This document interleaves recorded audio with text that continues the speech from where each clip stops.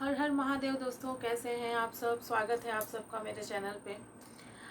आशा करती हूँ आप सब अच्छे होंगे, स्वस्थ होंगे, मस्त होंगे। तो दोस्तों, आज मैं आपके लिए लेके आई हूँ कि घर में बरकत कैसे लाएं। क्योंकि बहुत ऐसा होता है ना कि घर में पैसे आ रहे हैं, पैसे तो बहुत आ रहे हैं, बस टिकते नहीं है। कुछ ना कुछ किसी कारण से वो खर्च हो जाते हैं। तो मैं कुछ हल्के फुल्के ही नियम बताऊँगी। अगर आप लोग उसे आजमाना चाहें तो ज़रूर आजमा के देखें। और क्योंकि मैं वो खुद करती हूँ और मुझे उससे फ़ायदा होता है, इसलिए मैं सोची आप लोग के साथ शेयर करूँ। तो चलिए शुरू करते हैं दोस्तों। ज़्यादा समय मैं लूँगी नहीं क्योंकि सबका समय इम्पोर्टेंट है। तो चलिए शुरू करते हैं दोस्तों कि सबसे पहले क्या करना है। मतलब डेली रूटीन में ही है, कुछ खास वैसे करना नहीं है। जब सबसे पहले आप सो के उठें तो सबसे पहले क्या करें कि घर के दरवाजे पे जो मेन गेट होता है ना, उस पर आप, जैसे किसी का अपना घर हो तब तो फिर बड़ा गेट होता है, स्पेस काफ़ी होता है, तो आप उसमें 2-4 मग्गा पानी और फिर 1 बाल्टी पानी भी उठते के साथ अपने घर के मेन गेट पे 1 बाल्टी पानी आप डाल दें। और आजकल तो बहुत लोग फ्लैट में रहते हैं, अपार्टमेंट में रहते हैं, तो वो तो उतना नहीं है। तो उसको क्या करें कि बस 1 लोटा जल लेके और वो आगे बस छिड़क दें। ये ज़रूर करना है दोस्तों, ये कर के देखें आप सब, इससे बहुत फ़ायदा होता है। मैं खुद भी करती हूँ। सबसे पहले मैं उठती हूँ, घर के जो मेन डोर है ना, उस पर मैं पानी छिड़कती हूँ। मेरा तो खैर मतलब अपना अपना घर है, तो मैं पूरा आगे का मतलब अच्छे से मग वगैरह से बाल्टी से पानी धो डालती हूँ। और सेकंड चीज़ है क्या, उसके बाद आपको झाड़ू एकदम लगाना ही लगाना है। ये एक होता है ना कि पहले ये काम कर लेते हैं, वो कर लेते हैं, उसके बाद ही झाड़ू लगेगा। तो ऐसा नहीं करें दोस्तों। घर पहले सबसे पहले उठें तो जो मैंने बताया कि वो घर के आगे पानी डालना है। अगर आप फ्लैट में हो तो पानी छिड़क लें आगे मेन डोर के पास। और उसके बाद फिर आप झाड़ू एटलीस्ट ज़रूर लगाना है पूरे घर में। आप उतनी डीप क्लीनिंग ना करें, मतलब उस समय क्योंकि हड़बड़ रहती है, बच्चों को स्कूल भेजना रहता है, ऑफिस रहता है, तो एक नियम होता है ना, वो हल्का फुल्का वो नियम तो जरूर कर लें। उसके बाद अगर जिसके घर में मेड आती है तो फिर तो वो डीप क्लीनिंग करेगी। अगर जिसके यहाँ नहीं आती, अगर समय है तो आप पोछा अगर लगाना चाहती है तो उसी समय लगा लें, तो फ्री भी हो जाता है लोग। लेकिन कम से कम अगर उस समय पोछा ना लगे तो झाड़ू जरूर लगा लें। ये हो गया, सुबह उठ के वो पानी छिड़कना और वो झाड़ू लगाना। ये मतलब उसके बाद ही आप कोई काम करें। उसके बाद क्या करना है कि फिर जब बच्चे वगैरह चले गए स्कूल तो फिर आप खुद नहाता है लोग। नहाने धोने के बाद पूजा पाठ जब करें, तो पूजा जब करने लगे तो पूजा स्थान पे जो पूजा होती है, चलो अगर आपको समय के अनुसार आप विस्तृत पूजा कर सकते हैं। अगर आप वर्किंग वूमेन हैं तो आप थोड़ा बहुत भी पूजा कर सकती हैं। बट 2 चीज़ इंपॉर्टेंट है दोस्तों उसमें, कि एक तो आपको अपने आपके घर में तुलसी पौधा ज़रूर लगाना है, तुलसी पौधा ज़रूर रखना है। और उसमें 1 लोटा जल आपको ज़रूर देना है। और जल देते समय ओम नमो भगवते वासुदेवाय का ये मंत्र आपको बोलना है 5 बार। अगर आप ऐसा बोल के जल देते हो तुलसी माता में तो बहुत बहुत फ़ायदा होता है। साक्षात लक्ष्मी की कृपा आप पे बनी रहेगी।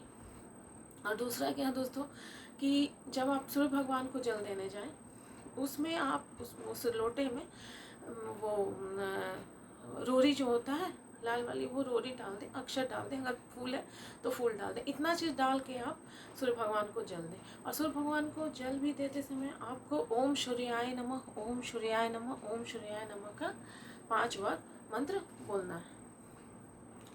वो हो गया 2 चीज़। मतलब ये 2 चीज़ बहुत इंपॉर्टेंट है। एक तो 1 लोटा जल तुलसी माता में दें, और पौधा अगर आपके पास नहीं है तो पौधा जरूर ले आएँ घर, और डेली 1 लोटा जल दें और सूर्य भगवान को जल दें। इस सूर्य भगवान को जल देने से क्या होता है, घर में मतलब सकारात्मक ऊर्जा आता है। और जितना भी आपका रोग दुख तकलीफ जो भी होता है वो दूर होता है। मतलब स्वास्थ्य अच्छा रहता है घर में, सभी का सब कुछ अच्छा होता है उससे। तुलसी माता से तो तुलसी माता के पौधे में जल देने में तो आप जहाँ समझ ही रहे होंगे कि अन्न धन की कमी हो रहती ही नहीं है घर में, बिल्कुल बरकत ही बरकत होगी। वो 2 चीज़ हो गया।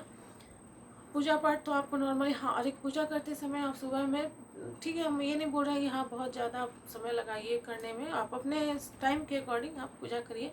लेकिन एक दीपक जरूर जलाएं पूजा के मंदिर में सुबह। दीपक जलाने से घर में पॉजिटिविटी आती है, निगेटिविटी दूर होती है। ये सब बहुत मायने रखता है। एक दीपक आपका बहुत कुछ अच्छा कर सकता है। ठीक है दोस्तों। उसके बाद आते हैं शाम में। शाम में क्या करना है दोस्तों, कि शाम में तो जानते ही होंगे सांझा बाती का समय होता है। तो जब संध्या का, बहुत लोगों को हमने देखा है कि पूरी तरह से सूर्यास्त हुआ भी नहीं है और मतलब उजाला ही है और दे दिया, संझा, ऐसा नहीं करना है। और बहुत लोगों को मैंने देखा है कि पूरी मतलब सूर्य भगवान डूब गया, पूरी रात हो गया तब दे रहे हैं संझा, ऐसा नहीं होना चाहिए। ऐसा इस समय संझा देने का समय है, शाम का दीपक इस समय जलाएं जैसे सूर्यास्त बिल्कुल होने को है, एकदम लगे कि हल्का रंफ रंफ मतलब हल्का हल्का उजाला हो और रात भी ना हो, मतलब इस टाइप में एकदम एकदम हल्का सा लगे कि हाँ बाहर हल्का हल्का दिखाई दे रहा, उस टाइम में आप संझा दिखाएं, शाम का दीपक जलाएं। दोस्तों आप देखिए इतना बढ़िया होता है उस समय शाम का दीपक जलाना घर के मंदिर में। तो इस टाइम का आप लोग ज़रूर ध्यान रखें कि बिल्कुल रात होने पे ना लगाएं और बिल्कुल उजाले में ही ना लगाएं, मतलब ये दोनों के बीच का समय जब दम हल्का हल्का दम मतलब अंधेरा होने को है तब आप दिखाएं, उस समय सही टाइम होता है संझा दिखाने का। तो ये आप लोग ज़रूर करें। और उस समय भी एक तो घर के मंदिर में दीपक जलाएं और एक तुलसी मैया के पौधे के पास जलाएं।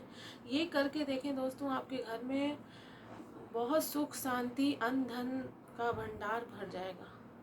ये चीज़ आप करें, मैं खुद के एक्सपीरियंस से कह रही हूँ और ये करना बहुत ही शुभ होता है। और है दोस्तों, वो हो गया 2 चीज़।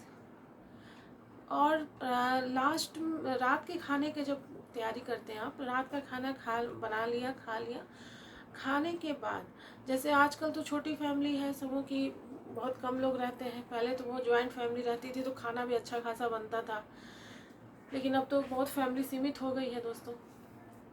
तो उसमें क्या करें कि एक जैसे खाना बनाएं तो लास्ट में मतलब कि खाना को पूरी तरह से ख़त्म नहीं करें, कैसरोल में एक रोटी ज़रूर रखें, इवन अगर एक रोटी भी तो एक टुकड़ा ज़रूर रहने दें, और जो सब्जी आपने बनाई है वो सब्जी को उसमें रहने दें, थोड़ी सी कटोरी में रख दें, ऐसा नहीं कि पूरा खाना ख़त्म कर दें, क्योंकि माना जाता है कि रात में अन्नपूर्णा माता आती हैं किचन में और वो देखती हैं, तो इसलिए पूरा खाना खाली करके नहीं सोना चाहिए, कभी नहीं सोना चाहिए। कुछ ना कुछ जो भी आपने रात में बनाया उसको थोड़ा थोड़ा ही टुकड़ा, कुछ मतलब सब्जी बनाया तो बस 2-4 दाना ही, मतलब थोड़ा सा कटोरी में रख दें। रोटी बनाई तो एक टुकड़ा ही रोटी का कैसरोल में रहने दें, तो इतना रहने दें। बिल्कुल होता है ना एकदम ख़त्म करके नीट एंड क्लीन करके एकदम खाना जो बना एकदम ख़त्म कर दिया, वैसे नहीं, थोड़ा थोड़ा खाना रख देना है। और बाकी बर्तन वगैरह सारे सिंक के साफ़ कर देने हैं आपको, और गैस वगैरह सारा कुछ एकदम साफ़ वाफ करके नीट एंड क्लीन कर देना है किचन को, क्योंकि ऐसे भी होता है जब सुबह हम लोग उठते हैं किचन एकदम फ्रेश मिलता है तो ऐसे ऑटोमेटिक ही लगता है, मन को बड़ा शांति लगता है कि हाँ चलो किचन अच्छा है मेरा, मुझे ज़्यादा मेहनत भी नहीं करनी पड़ती, सुबह हल्का फुल्का ये कर दिया, पानी छिड़क के गैस को पोंछ लिया और उसके बाद फिर अपना काम शुरू। तो ये कुछ नियम है दोस्तों जो कि अगर आप लोग करें तो बहुत फ़ायदा होता है, मैंने खुद पे भी आजमाया है, मैं ये करती हूँ क्योंकि ये तो डेली रूटीन है दोस्तों, बस डेली रूटीन में ये कुछ मैंने आपको टिप्स बताए, अगर ये टिप्स को आप फॉलो करेंगे तो आपके लिए भी अच्छा होगा। तो ठीक है दोस्तों, मैं आप लोग का ज़्यादा समय नहीं लूँगी, और भी मैं इस तरह की कितने ये वीडियो और लेके आऊँगी जो कि बहुत सारी मेरे पास मैं कुछ मैं बताना चाहती हूँ, बस ये वीडियो काफ़ी लंबा हो जाएगा इसलिए मैं ज़्यादा समय नहीं लूँगी आप लोगों का। तो ठीक है दोस्तों, आप लोग को अगर ये वीडियो अच्छा लगा होगा तो मेरे वीडियो को लाइक करें, शेयर करें, कमेंट करें और मेरे चैनल को सब्सक्राइब करें। हर हर महादेव दोस्तों, हर हर महादेव।